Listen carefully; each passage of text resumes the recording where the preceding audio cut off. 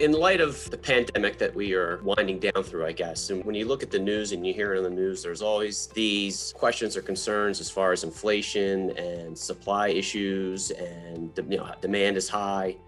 What are some of the opportunities for tax or other cost savings in light of these rising supply and real estate costs that we're hearing about in the news over the last couple months? Sure. So states and localities have, depending on the particular jurisdiction, have a host of different options in play. One being sometimes they may offer grant programs. Specifically, states have passed, COVID-19 funding grant programs using federal funds, as well as some states have actually passed tax credits for this particular situation where companies may have pivoted their operations. So maybe they were making one product and now they're doing something else, making PPP. There's been particular tax credits and incentives put into law in that situation.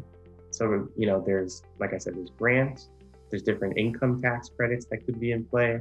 Maybe the company is considering hiring, maybe there's retaining jobs, maybe there's going to be some level of investment.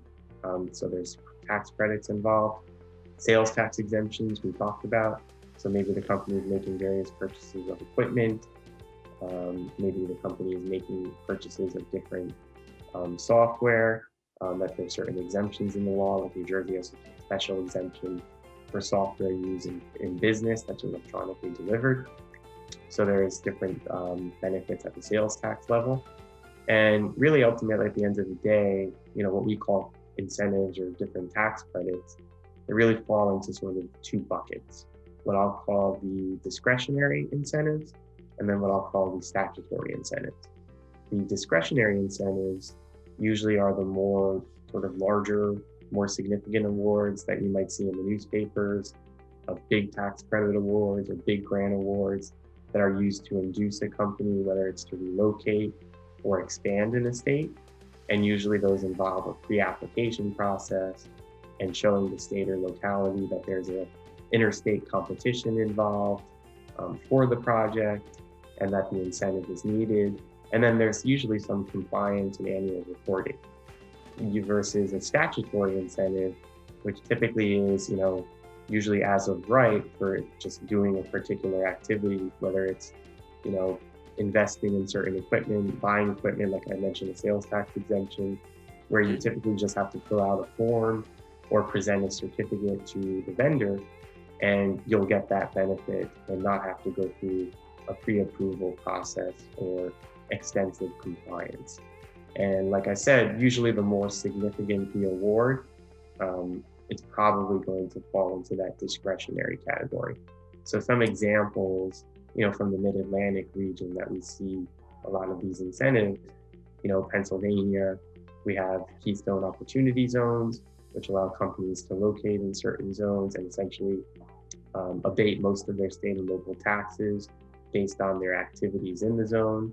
We have Keystone innovation zones, which provide for tax credits to companies that are 8 years old or less that are engaged in various technology or biotechnology, science activities, and that gives tax credits that are calculated based on increases in gross revenue. And the credits also, if you can't use them, often they can be sold and transferred to other parties so you can cash that out.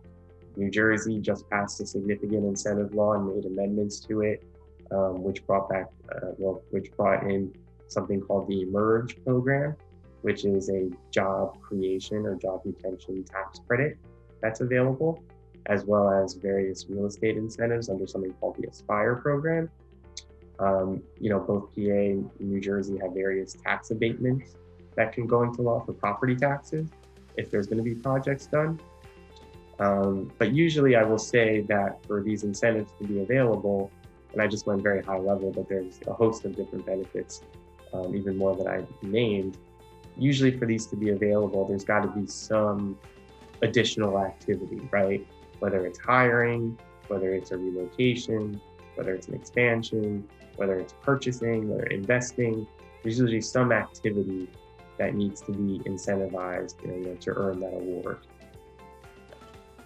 And so are obtaining these benefits difficult? Is there like an application or a compliance process you'd have to go through in order to get them? I assume they just don't say, hey, we believe you and here's the credit. Like what Yes. is there a lot involved, or is this something that's relatively easy to get? Yeah, I mean, it depends on the jurisdiction, but like I mentioned, it sort of is, if we fall into the discretionary incentive bucket, which are usually the more significant awards, that is going to typically involve, like we mentioned, pre-approval process, presenting the facts to the state or locality, maybe even presenting a cost comparison of different locations and certifying that the award of the incentive either played a role in the decision or really was the decision driver for undertaking the project. In addition to that, like I said, there's also compliance in terms of like annual reporting that usually needs to be done as part of these awards versus the statutory incentives, ones that really are available without approval, without application, just for doing certain activities. That's usually limited to a 1 or 2 page form without heavy compliance.